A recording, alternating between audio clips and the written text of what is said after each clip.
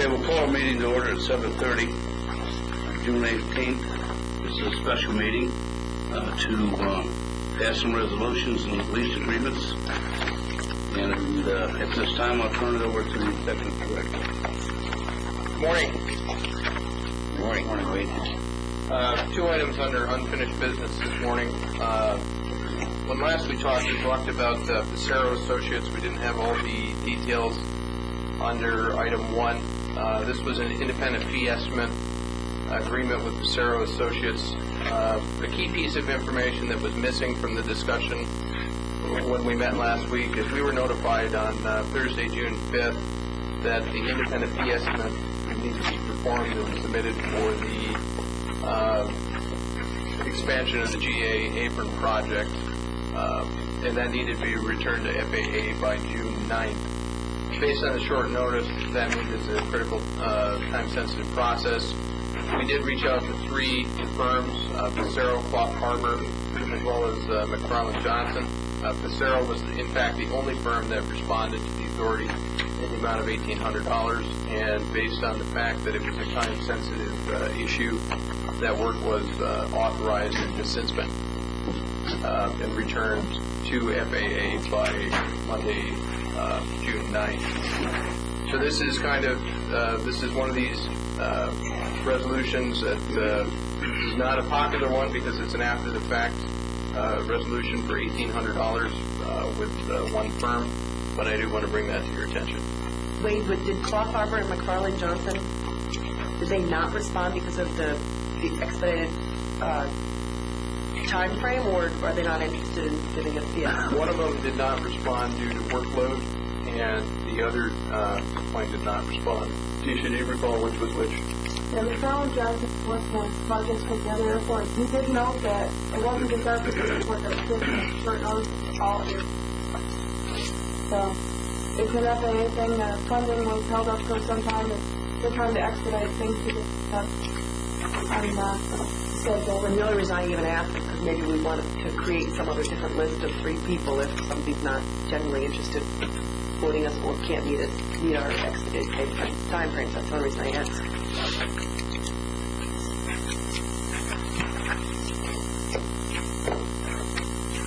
Any other questions of the board members? Motion to pass the resolution. So moved. Second. All in favor, signify by saying aye. Aye. Opposed? Second item of unfinished business is the lease agreement with Era Shoes. You recall that last time when we spoke, there were a couple of issues that came up. One was our standard issue in terms of appropriate insurance coverage. That's now included. Item 2 deals with a utility reopener that if the electric and natural gas rates increase by more than 10% in any given year, the authority reserves the right to increase the annual rental rate paid by Air Shoes for the corresponding year by an additional 1%. The other rates remain unchanged. Now, did we in the meantime do an analysis of fuel cost per square foot and utility cost per square foot, compare them to the prior study we did of local rental rates? We did the analysis on the utility costs. Mark, would you like to comment on that? Sure. I took the analysis of the last 12 months for the utility costs for that building 4. There's 4 meters and 6 tenants. So not 1 meter is specific to one tenant. So I took the building as a whole, took the current rental rates, did some analysis of 5% increases in utilities, 10%, 15%. The break-even's at about 15% or 14%. If we're assuming an increase in the rent of 4%, in this case, the utilities increase 15%. It's about a wash on our bottom line. So the increase in rent, you feel comfortable at this point in time, is offset by that increase in cost if there would be one. So we just chose a number a little less than that of 10% to be on the safe side to keep our profit margin where it is now. And that's utilities. What about utilities? Include getting gas, probably heat, is that right? Gas and electricity. Okay. What was our cost per square foot for utilities for that building? I'll get back to you on that, Phil. I gotta break it down. I actually know that when I tried to do that analysis, it was $1.11 per square for heat and lights? That was everything. It's pretty cheap.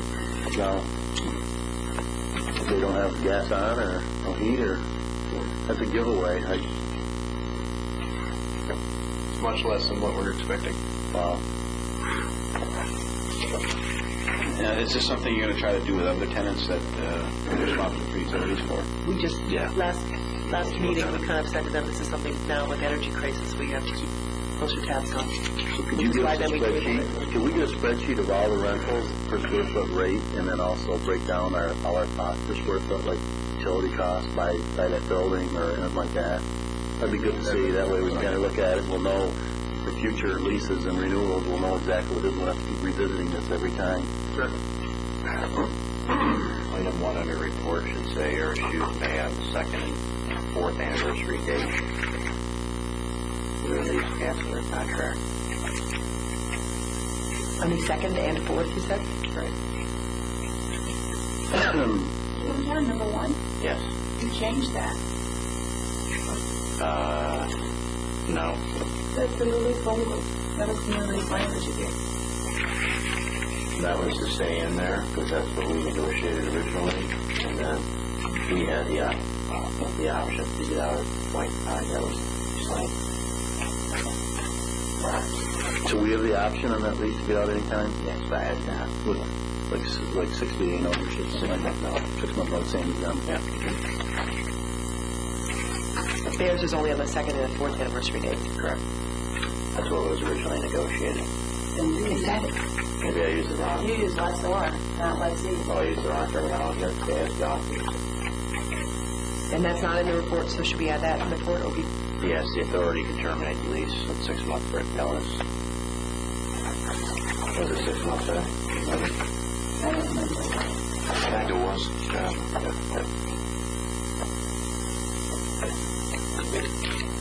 6 months ago. you guys, we, ladies, whoever's in charge of those, take a look at that before we sign them that way.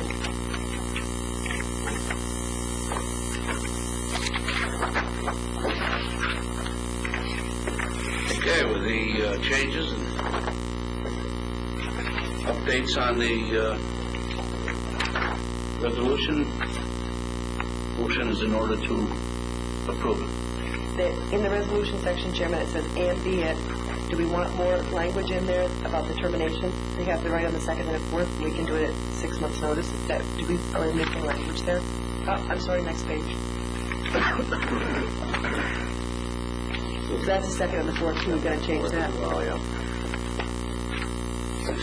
And then we also have to add in there then the OBPA on 6 months' notice, right? Right. Written notice then.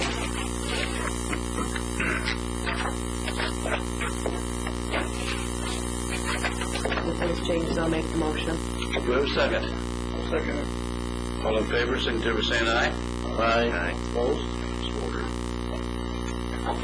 For business items, under General Administration A1, the approval of purchase of property, the Ogdensburg Regional Port Authority, through the nominee Wade Davis, Executive Director, made an offer to purchase property located at 1900 Ford Street for the purchase price of $55,555.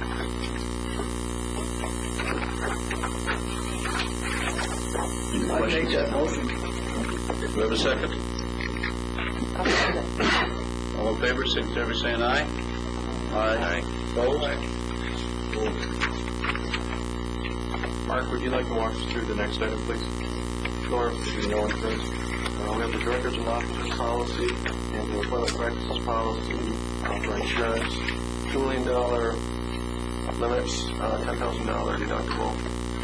The same company has won the lowest bid this year as we've had the last 4 to 5 years at least.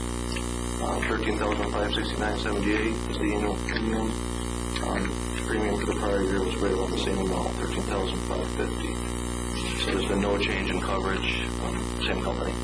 Mark, is there any way you can ask Taylor, Fryer, and Kuhn to go back to their carrier and ask them how many times they've actually ever paid out on a captain's officer liability policy?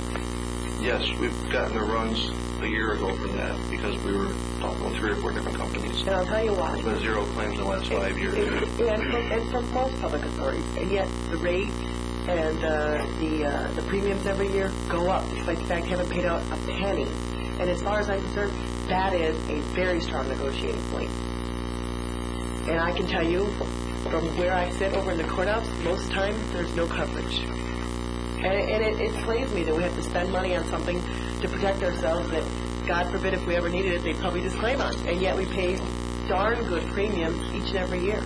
And I just think if we're going to pay it, you better make sure it's the best, the best premium possible. And it's not your fault, I'm not saying that. But, if we ask all the right questions, line them up, they better sharpen their pencils if they want to. Am I right? Am I even close, Frank? Have you seen too many times where they paid out? They just find, Always. they just find a way that you're not covered under the policy. And yet, how many of us would sit here really if we knew we were each personally exposed? Nobody. Exactly. So I mean, it's a double-edged sword, but I do think it's a great negotiating point. When you ask for that kind of information, we're giving them money to invest in the market, and we're never going to get it back. This covers their losses and everything. Yes, that's right.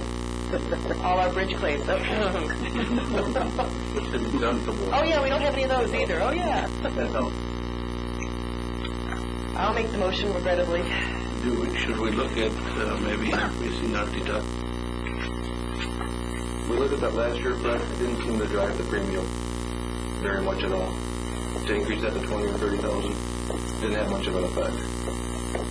Unless it's going to drive it by about 40%, it's not worth doing. Well, it seems to me that it's been 5 years and we've never used it. Maybe we ought to be looking at $100,000 deduct. And maybe that would drive this price down a little bit. Now, you can self-insure up to that amount, sure. So that's what I'm saying. I mean, I think it's something we maybe should look at. Does this need to be passed today?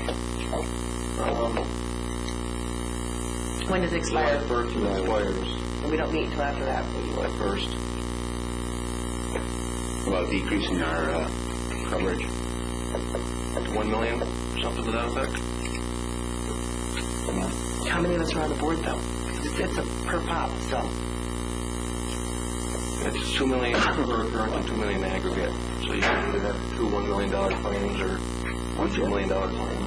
Well, what you have to look at is, what we do in our practice is, what is our exposure? Don, you do it in yours. What is my exposure for malpractice? How much malpractice do I need? The biggest area where we could have a problem would be real estate.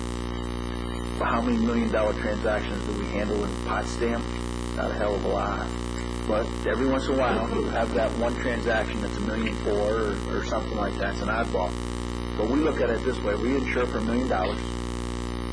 We have a $5,000 deductible, and the premiums are per lawyer, so it depends on each year. So I think we count 3 and 4 because we merge both firms for the malpractice. So it's about 8,000 or 9,000. Frank, I think the most perfect example is the litigation that we got caught up over here, which was more than $1 million. Yeah. But And that was, remember, it was that was one allegation that the board of directors individually deprived them of their profit. So I am concerned about dropping it too low. yeah. But you look at what your exposure is. Well, I'm dropping it. I'm just trying to. I know what you're saying, increasing the deductible. But Mary, in that particular case, there was never enough insurance. No. No, I understand. Granted. If they'd have won. But you also have the possibility of the jury not giving him as much as asked for, and also being deuced at appellate level. But we looked at the real estate when we Transactional level. We looked at that one deal, but by the time we're done with a deal like that, we've got somebody like Jimmy who's doing a survey, so we know the building's where it's supposed to be. We got other people doing other work, an appraiser doing an appraisal to make sure it justifies the cost. So we're all in if the transaction's about it. So we have to rely on the other professionals too to do it. I don't recommend going down to that. I don't think you save that much money between $1 and $2 million. You won't save that much. Especially with the kind of business we do transact. And you are in the multi 7-digit numbers sometimes. The resolution's ready for motion. Mary. Okay. Second it too, wasn't it? Was it seconded? I didn't hear I'll second it. it. All in favor? Aye. Now, it wouldn't hurt to investigate if you wanted to increase it 100 to 100,000. See what that These would guys, do. every time you call them up, tell them we got a case, they're going to deny us anyways. So then you got to fight that. But that's my point. I don't know what the history is, but in the last 5 years... History is they never want to pay. Well, We're always to blame. Well, We actually had a loss, 5 years ago, or last? No, We don't look back 5 years. back to the last 5 years. but I wouldn't even say us, I would say they're insured as a whole, yeah. This is two policies, this is D&O and employment practices. They're each about $6,500 apiece, And my point is not directed at employment practices, but D&O. you know. The last item before Who does the, it cover, though, on the officer side? Is it all management staff? Covers the board. Just I believe it's just the board. So how are we covering We your? fall under the general liability package. I think we're under different coverage. But I'll find out for sure. Just the directors and the officers here.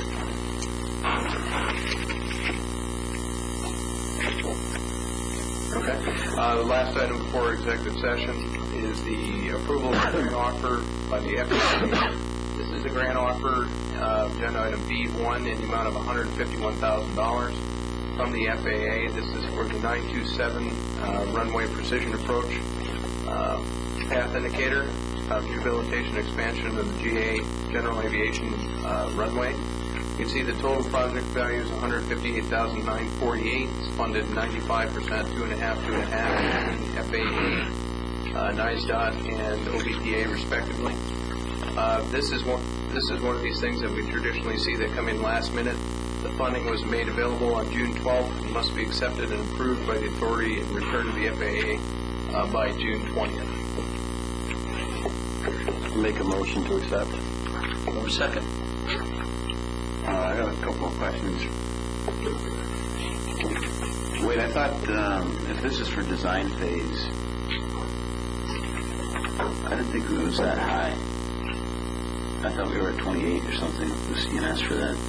That was the CNS lump sum agreement that we talked about before, and I believe that was on the hangar project. That was the hangar, okay.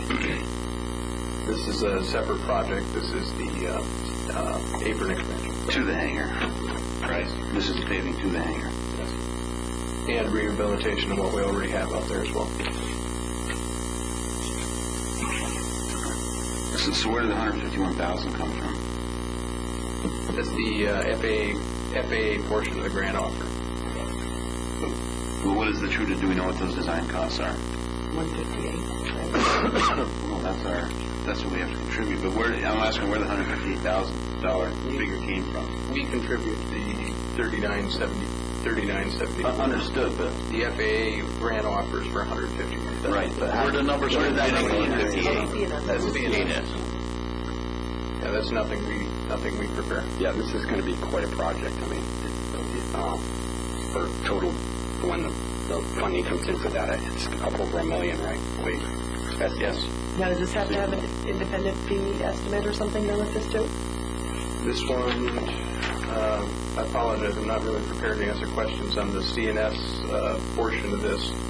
I don't recall what the CNS number is on this, to be perfectly How Well, would it's got to be 150. That'd be 50, 150. What I want to know is, you've answered my question, that the construction costs can go over. Yeah, it's quite a project. I imagine, I'm not sure, I can't answer that either, but I imagine. So that will come next, once we accept the grant offer, then our next process is to go to an independent fee. Yeah. Okay. I'll second that. Motion's been seconded. Any more questions? I just got a question. Favor, signify by saying I aye. just got a question though, Fred. Just, do we know when these things, I mean, do we know these projects are looming out there? They're all part of our CIP, but they're all driven a lot by what the FAA does. And So we can't pass resolutions prior to, because you don't know? I mean, you don't know that the 150 right, is coming in?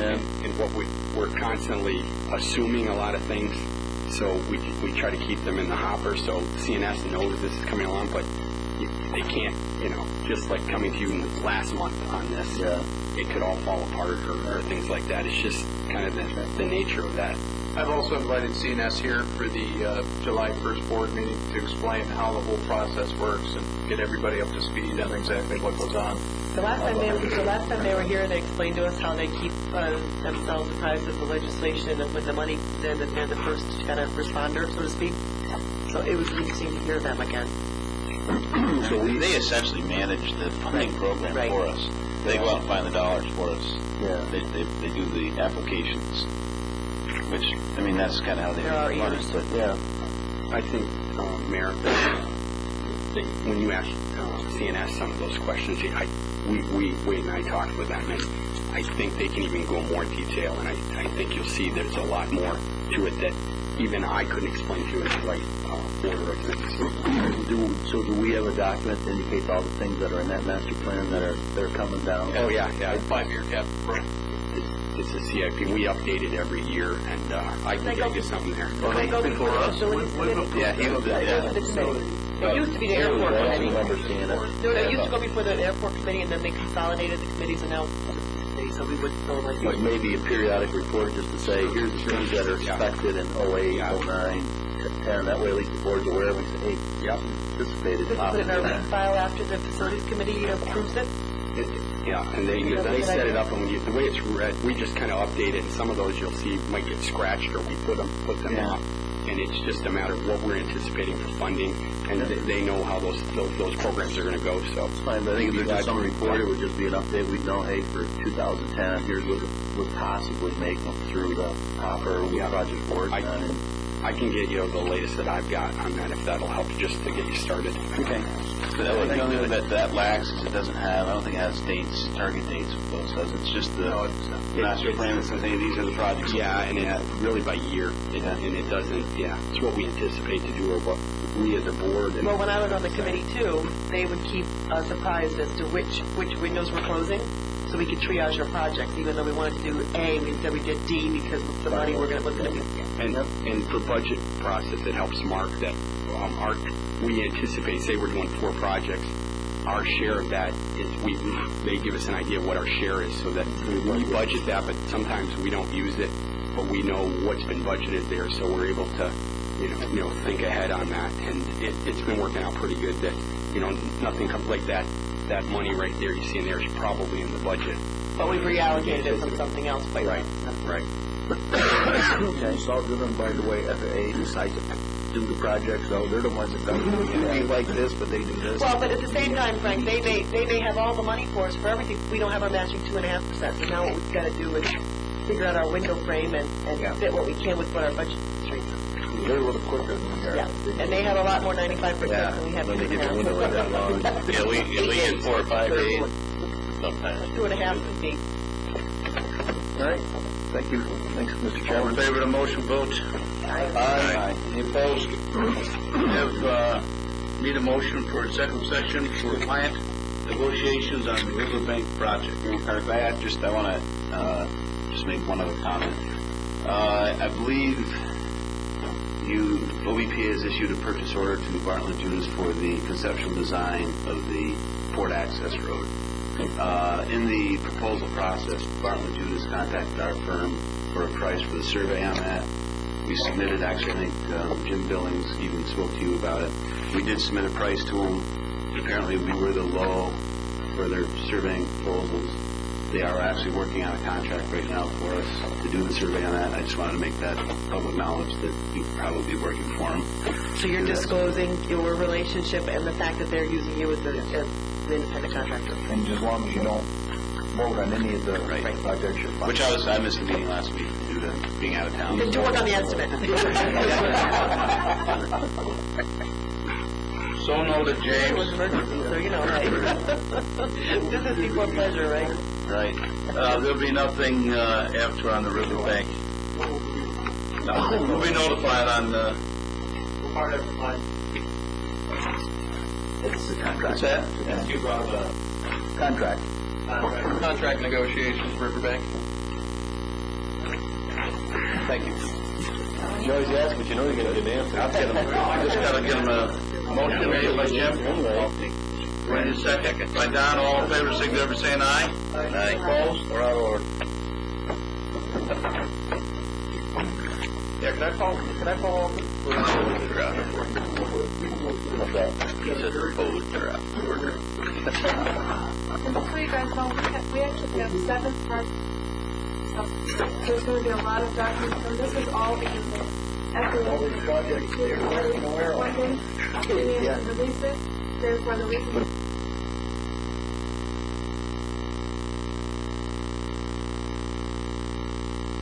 we Well, know, if it's here's quiet and there's no money. here's the then- 7